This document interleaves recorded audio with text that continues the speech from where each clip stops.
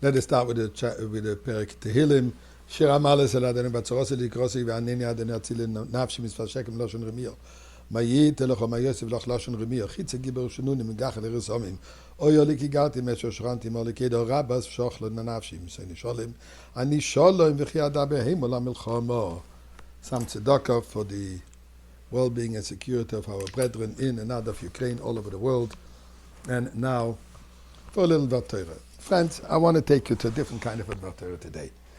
Every home, every family, coming the week before Purim, is a major crisis, especially with little children.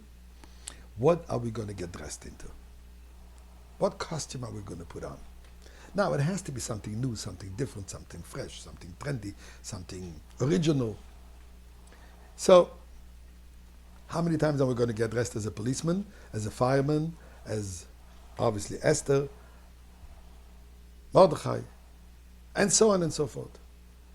So every year we're looking at the trendy issues which are going on in the world. So last year, what was very popular was getting dressed like Hatzalah people that are helping people during the COVID crisis, doctors, nurses, related to the COVID issue. What are we going to do this year? So, first thing comes to mind is what? Maybe like Putin? Like Zelensky? Soldiers? But is this what we want? We want our kids go on and get dressed like war impressions? Or do we want to get something more meaningful? So here is a suggestion that I came across by Rabbi Menachem Gerlitzky from Tel Aviv. He says what's very trendy these days are the Rebbe's shluchim in Ukraine and in Russia. Those Chabadniks that have dedicated their lives to saving people, to helping people now under the most dire circumstances. They're there to help people wherever they are. So maybe you want to get dressed as a shliach of the Rebbe.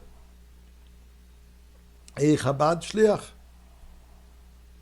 So, how do you make a Chabad costume? Is it just the black hat?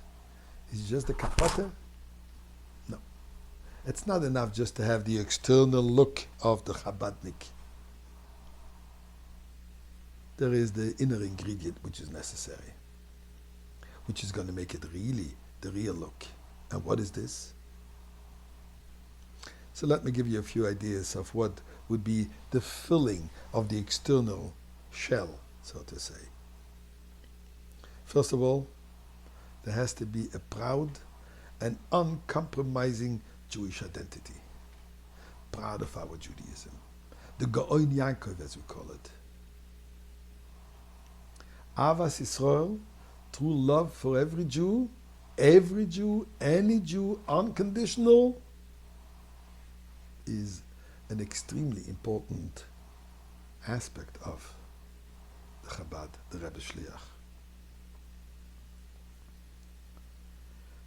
Being a Shliach is not an outreach professional. It's a complete and selfless and total devotion to the mission under any circumstances. We have a mission. That mission is, as we know, the ultimate geula. Another important ingredient. Full of positivity. Eternal optimism. Simcha. Joy. Abundant. So when you take all these issues together, and as he says, you got to put them in a preheated oven full of belief that every observance of a mitzvah and good deed affects the whole world. And all this will brings it closer to the imminent redemption. Then you have the perfect costume of a shliach from the Rebbe, of a Chabad emissary. On every costume there's always a warning label. The warning label could be that it's inflammable. Friends, this costume is also inflammable. You might get warmed up with this idea to the point that maybe it shouldn't be just a costume. Maybe you should actually internalize it. Maybe you should start living it, doing it. You can be a shliach without the official title. We're all shluchim of the Eibishter in this world to make this world a godly place. The Rebbe said to each and every one, it is our mission to bring about the Geula.